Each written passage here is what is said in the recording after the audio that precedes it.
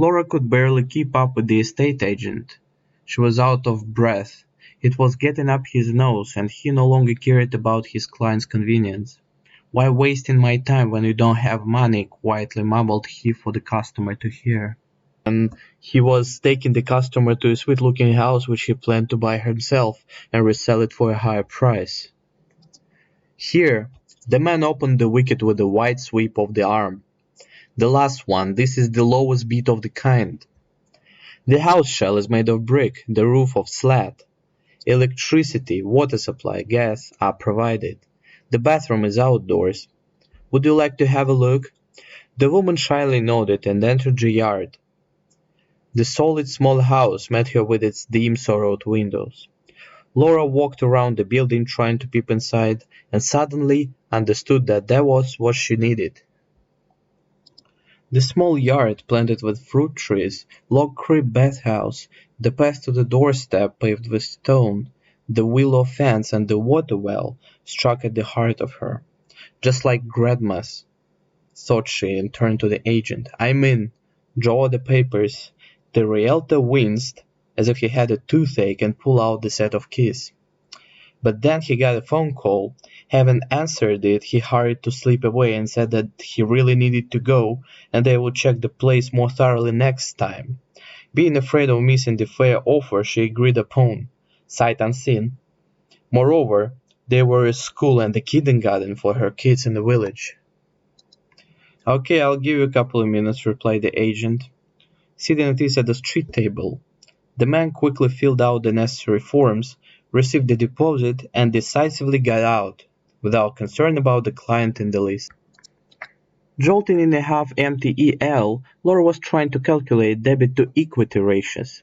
The smart money she got after divorce rapidly melted down, and tomorrow she would pay the missing money to the agency and get the deed to the house. There is nothing left for repair, a sad thought flashed. Anyway, we will do it when I earn some money. Moreover, how happy kids will be. They will live in the fresh air, eat healthy homegrown food, go to the woods and river. What a pleasure! It was kids who asked to buy a house instead of apartment. Half a year in a small studio with grandparents did the trick. Kids wanted to go to the country. Scrolling down hastily made photos, she was looking forward for the move. She rang the bell in high spirits and was hugged by kids right off the bat. The youngest one, John, hugged his mom with a running start. Rita, the eldest, leaned on her shoulder, tightly holding mother's hands in the grip of her palm. Parents sitting in front of the TV were watching them fussing around. "I got it," said Laura cheerfully. "I'll show you." Everyone liked the house, even father, who didn't want to let her do it alone. "Why didn't you make pictures of the inside?" asked Mother Irene. The realtor couldn't find the key, stretched to the truth. "However, I fell in love with the house, would buy it by all means." During dinner, they were joyfully planning to move as soon as possible and appointed it for the nearest Wednesday. Wednesday morning was as warm and sunny as in summer. There were nothing but fluffy clouds left after the night rain. There were sunbeams dancing in puddles. The mood was upbeat and joyful. All Mauda's belongings fit the trunk. Laura's father, Rodney, gathered under his old car's hood one more time and got in.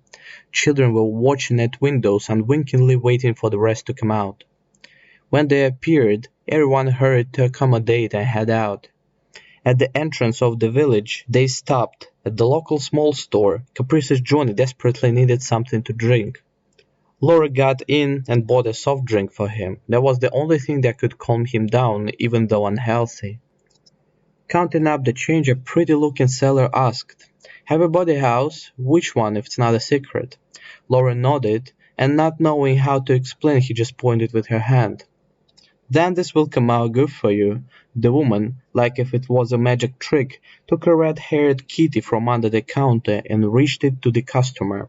Laura smiled, gave her a coin, and softly took a fluffy pet. Now she could make her kids dream about a pet come true. After playing with the lock for a while, the door of the house finally swung open. The red cat paraded into the small passage and busily rubbed itself against the doorframe. Having decided that it was a good sign, The women followed right after. Laura, with interest, was looking at the old, solid furniture of a small living room, a dark wall mirror in a heavy carved frame, a red corner with old icons, a massive oak table, a sofa covered with a colorful blanket. The compact kitchenette had a full bundle of all kinds of utensils. The house was dusty and dirty, but there was absolutely everything for a normal life. Laura was going to call her mom to show a beautiful geranium on the windowsill, when she suddenly saw her fading back to the other room with hand on her mouth. Following the direction of her gaze, the woman gasped and sat down on a chair. There was a gray-haired old woman in a long white shirt standing in a doorway. Threateningly pointing the hammock in front of her, the old woman timidly stepped forward. "On what ground are you breaking in my house?" Irene clutched at her heart and ran outside. Then Laura, for no reason, touched woman's shoulder and pulled all the papers out of her bag. "I bought this house, but who are you?" "Bought my house?" The old woman made the slight sign of the cross. "There is no way. Let me have a look at your papers, and call for an inspector." The arrival of the officer got all over the place. "Why haven't you moved out? Gregory's been selling the house for a week. Here, all the paperwork is correct. She has the sale contract. Did that scab sell the house with you?" The officer was white-stepping over the small room. The elderly woman was sitting hunchingly on a chair and leaning on her hammock. Her skinny shoulders were shaking of silent sobbing. "He couldn't have done something like that to me. My lovely grandson. He is not a candy kid, but he loves me. He told me he would make sure I have a decent old age. He wouldn't leave me." There was an eeriness of silence in the room. The officer typed in the phone number of the grandson. He was frowning more and more, listening to an automatic response. "This number doesn't exist. Your Gregory has fled. Why would you sign the house to him?" The woman burst out crying. "But whom should I leave everything? I don't have anyone. His parents died last summer. My dear Gregory couldn't do this to me. I don't believe it." The sobs of the old woman stopped as suddenly as they had begun. Wiping her face with dry hand, she was gazing at people with a puzzled look. "He promised to sell the house after I pass away. Where am I to go now? There are no graves for the living." She understood that it was really happening, and no one knew how to answer this question. She stood up and made her way to the back room. The rest were waiting in a state of tension, not trying to look at each other's eyes. In 15 minutes the old woman came back. She was hunching even more and leaning heavily on the hammock. Neatly dressed, with a tight bun on her head, the old woman toiled along towards the exit with a knot tied in a checkered shawl. A great silence settled on the room. Everyone was looking at her passing by. The sound of the closing door made everyone flinch. Laura gave a glance around everybody. She rapidly stood up and ran out for her. She caught up the elderling at the gate and put her hand around woman's small fist already holding the latch. "I'm sorry, I don't know how to address you, but maybe we should not hurry that much. Stay with us. I can't kick the owner out of her house. I think there will be enough room for everyone." The old woman threw a sullen glance at Laura. "My name is Zoe. Is that true you won't kick me out?" Laura smiled, hugged her round shoulders, and they went back to their house. In an hour, Laura and Zoe were lingering over their teas in the small kitchenette. The kids were having a good time fussing around with the cat. Laura's parents got back to the city and promised to visit them on weekend. "So, are you going to live here, or is it just a summer house?" The woman was waiting up tightly. I mean, we will live here," corrected herself Laura. "I won't be a burden. I'll look after the kids and run the house. You're probably going to work a lot, but the house needs to be well kept." Her voice was dry and undisputable. Laura had a sudden feeling as if it was her to ask for shelter. "Who are you going to work as?" She kindly narrowed her eyes. "I'm a general practitioner, therapist. I suppose there will be a place for me," said Laura while attentively watching some changes in Zoe. "General practitioner," mocked she back. "There is no hospital here, only infirmary. Anyway, we will go to the chairman for you to find a job. As for now, let's go and empty the closet and unpack your things. After lunch I will hit the bathhouse." A warm sunbeam was softly touching Laura's cheek so that she woke up. The strong odor of freshly baked cinnamon curd tarts, fried eggs, and something else also very appetizing filled the house. After a nice stretching, making a ponytail, the young woman made her way to the kitchen. Zoe was busily serving breakfast, glowered at Laura when she entered, and puckered her lips. "Look at you sleeping. Wash up, have your breakfast. We gotta go soon. Don't rattle, kids are sleeping. It's not necessary to be awake so early." Feeling like a tree with roots growing deep after bath, she was having a delicious breakfast and gratefully looking at the grumpy granny. Laura finished her strong sweet tea and kissed the old woman in the cheek. "2 minutes will be enough." Zoe turned back, hid a smile, and waved her hand. She loved to be useful. On the way to the infirmary, Laura noticed an old yoke horse. The elderling stepped up the porch and yelled inside, "Igor, where are you?" A handsome young man came out and afterwards willingly hired the young specialist. However, doctor position was already taken, though she was able to take place of a paramedic who was on decree. The head of the infirmary solemnly shook Laura's hand and offered to get acquainted with the horse in case she has to go to the call-out. The doctor burst out laughing at the scared Laura stomping around the cart. "Shame on you for neighing like that." The old woman crossly hit the ground with her hammock and her ravel of laughing. "Come on, girl, don't pay attention, they have a truck here. Little did I beat you with the necklace, Igor. Not all of the foolishness came out." He waved his hand resignedly. "It's worth of mentioning, Zoe. Don't be late tomorrow." He smiled at Laura and got back to the patient. On the way back, they were hurrying before the kids wake up, and got in the store to buy some meat. The seller asked the couple snidely, "They say Gregory sold the house with you in it? What a wonderful grandson." Her elderly lips quivered lightly and Laura hugged her. "People lie. My grandnephew came from town. She got divorced so she will live with me." The old woman looked at Laura with the hope for approval, and she nodded head to confirm. Days flew one after another. Laura couldn't imagine her life without Zoe, who despite her age-related severity, had become a caring granny for her and her kids. On that tragic day, Rita came from school early, whispered about something with her brother, peeped into the kitchen. "Grandma, we are going outside. Boys have made the rink and called us to skate." There was a blowing snow outside. The streets were gifted at the first sign of the frost.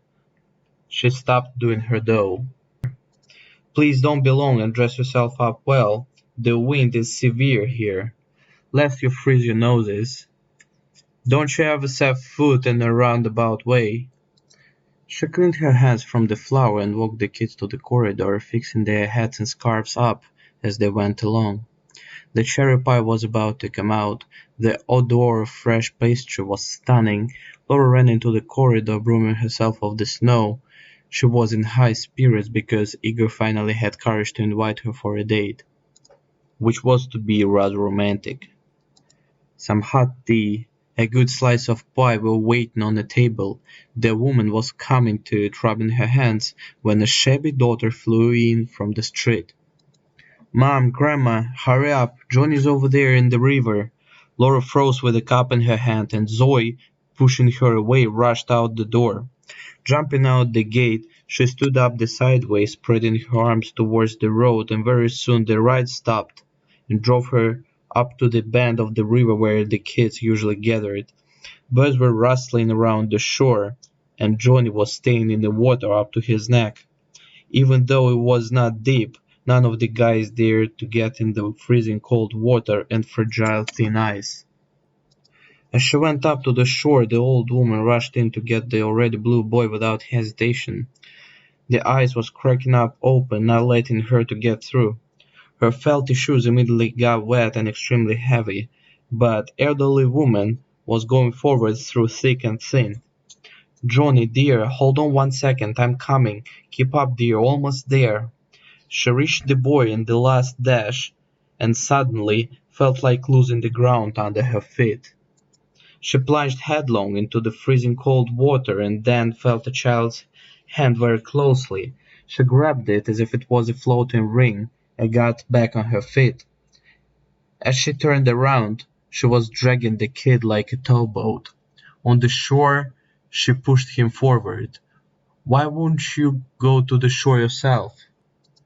"Granny, I was so scared that I couldn't. Please don't tell Mama." His teeth were tapping the voiced roll of drums. However, he asked in vain. Laura and Rita were running down the steep slope. From that day on, Zoe got very sick, unlike Johnny, who got off with an ordinary cold. The old woman was stuck to her bed, and despite all the efforts made by Laura, she was fading day by day, almost without regaining consciousness. She passed away in a grey December afternoon.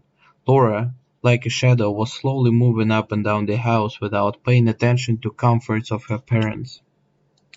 After the funeral, the woman couldn't find a place for herself and often cried in the bed of the bygone. On one of these days, Laura was laying, hugging Zoe's pillow and recollecting memories of the 2 years that they lived together. Laura stood up and pulled the round box. She heard a lot about that rare piece of decor, but never seen it before. The box was unexpectedly heavy. She got stunned when uncovered it. There was a small carved chest. She rapidly opened the decorated lid and got froze. The box was full of gold and silver jewelry, among which an ordinary notebook sheet gleamed white. Laura sat down on the window-sill and unrolled the paper. She immediately recognized Zoe's small, neat handwriting and plunged into reading. "My dear Laura, if you're reading this, it means you are sorting the things after my funeral. This little chest now belongs to you. There are lots of trifles that I inherited from my mother. They are very rare and very expensive. Let them be your backup in hard times of living, just like you helped me that day. God bless you. Love, Zoe." Laura closed the chest and through the tears was looking at the first nightfall in winter.